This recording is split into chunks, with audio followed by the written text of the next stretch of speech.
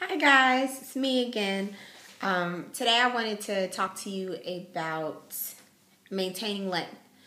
I started transitioning, I got my lash relaxer in March of 2009, and this is now June of 2012. So it's been 3 years and some change since I got my lash relaxer. And hair is supposed to grow at 1/2 inch a month. So for every year you are natural, you should have 6 inches of new growth. My hair, I'll show you how long it is. By the way, my hair, my son is still battling some of the remnants of his stomach virus, so I've been taking really quick showers lately, so I still have not washed my hair. This is going on day 4, I believe.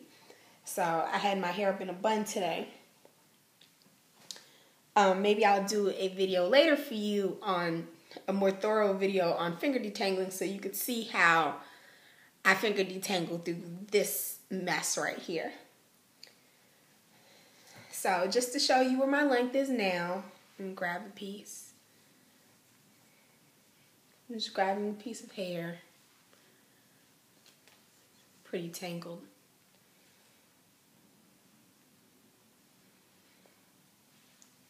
Okay, so I'm going to tuck. A lot of naturals measure the length of their hair, or not just naturals, but people who are measuring their hair growth will measure their hair by where it falls on their body. So there's shoulder length hair, there's armpit length hair, there's bra strap length hair, which means when you pull the hair down your back, it touches to where your bra strap would be. Then there's waist length and all sorts of other lengths that I've not achieved yet. So I'm not going to talk about those. So I'm going to tuck my shirt in my armpit here, so you can see where my armpit lies, so you can see how far my hair has grown.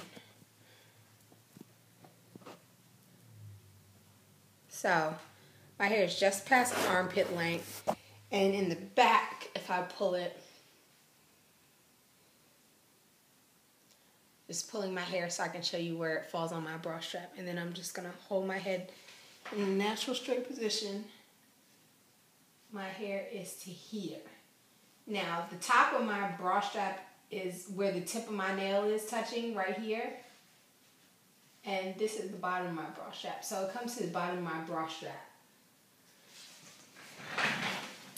So I would say that I've retained a pretty good amount of length, because figure if your hair grows 1/2 inch a year, a lot of that, when you get trims, will get cut off. So if your hair is growing 1/2 inch a year, but you trim, say, 1 inch off every 2 months, then obviously you're not going to get that full 6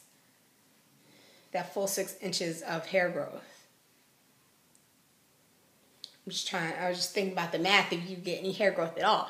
But I think that a lot of the problem with women in particular who are having trouble retaining length is either you are not taking care of your hair, so it's breaking off, or for those women who are trimming, sometimes your trims are too aggressive, so you're cutting off all the length that your hair is growing. If you're growing 6 inches a year, but you're trimming 6 inches a year, then your hair is not going to see growth. Or if you're growing 6 inches a year and you're even trimming 3 or 4 inches a year, you're only retaining half of the length that you're growing. So one thing that I've done as a natural, one reason why we get trims is because our edges or our ends get split and frayed due to damage from heat or from friction from when you wear your hair down, it's rubbing against your shirt. So one of the biggest ways to retain length is to A, not let your hair break off, and B, if you're taking care of your hair where you are preventing it as much as possible from fraying or splitting or having any kind of damage at the ends, then you shouldn't have any need for aggressive trims. Now, in my 3+ years of being natural, I've probably only trimmed, aside from when I cut off my relaxed ends and did my big chop, I probably only trimmed maybe 2 times other than that. And I only took off maybe 1/4 of an inch each of those times. But what I do in the meantime is what's called search and destroy. And what that is no matter how well you take care of your hair, you're going to have some split ends. You're going to have some of what's called single strand knots, which is when one strand kind of loops over on itself and it just makes a knot. I'll show you one of those on my hair if I can find one. But so during the day, what I'll do is I'll just take little sections of hair, and you just want to trim off just the little pieces that are damaged. And I'll just I'm just going to find a damaged piece. So you just need to hold it up to a good backlight. And I'm just looking for pieces that are split or damaged. I'm not sure if you'd be able to see this. Let me get a piece of paper.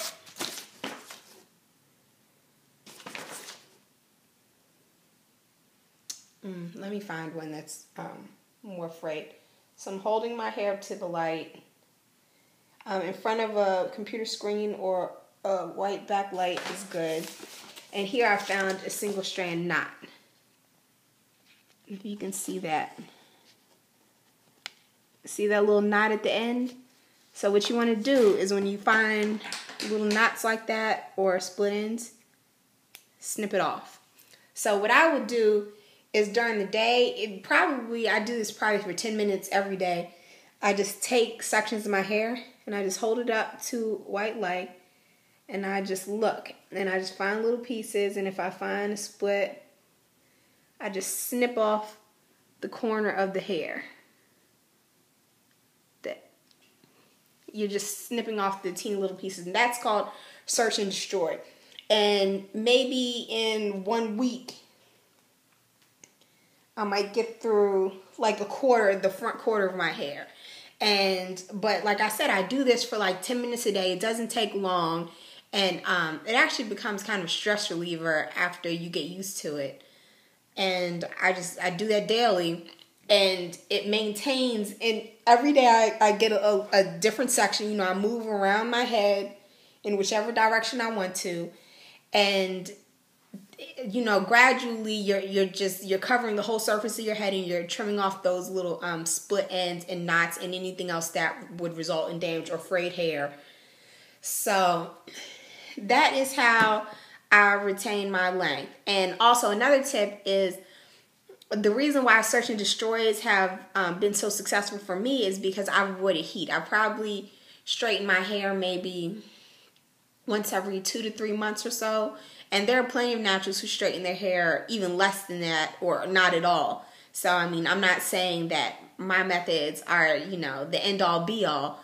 But it has, for my hair, that has been a not so harmful frequency for straightening my hair. And because I'm not putting heat on my hair, I'm not causing damage to my hair. And also, another tip is, in addition to getting damaged ends from heat on your hair, you can also get damaged ends from, like I said, friction, from rubbing on your clothes or sleeping when your hair is rubbing on your pillow. So another tip that a lot of naturals use is they will purchase silk pillowcases.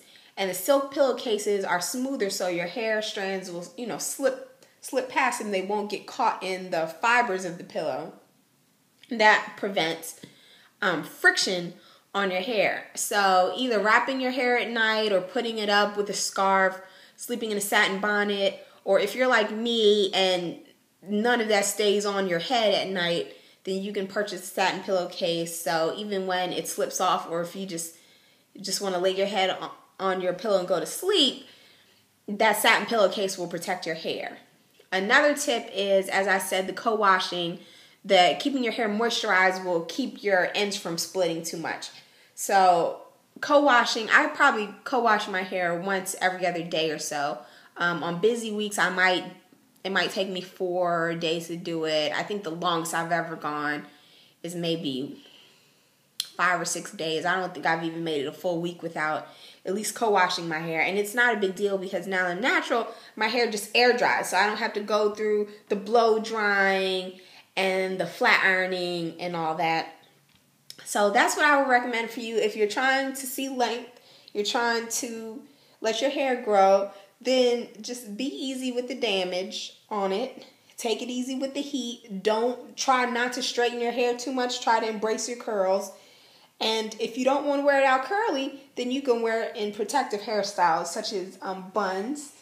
I wear a lot of buns, especially on days when I haven't had a chance to wash my hair. So my hair is just, my curls are not in any kind of shape to be out on display.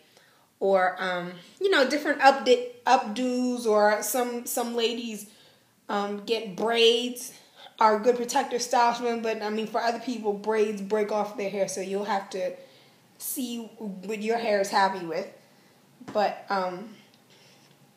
that's pretty much all I wanted to talk to you about was length retention, and to let you know how I retain the length in my hair. And later on, like I said, I need to detangle this beast.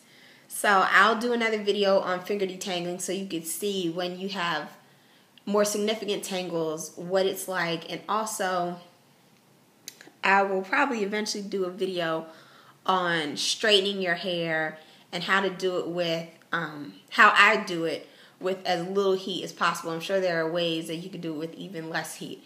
But I have a certain method where I use as little heat as possible and it takes as little time as possible, because I have 2 toddlers, so I don't have time to let my hair air dry in a roller set, or to sit underneath a dryer for an hour and a half, or whatever the time for your hair to dry would be. So I hope this video was helpful, and I will see you later.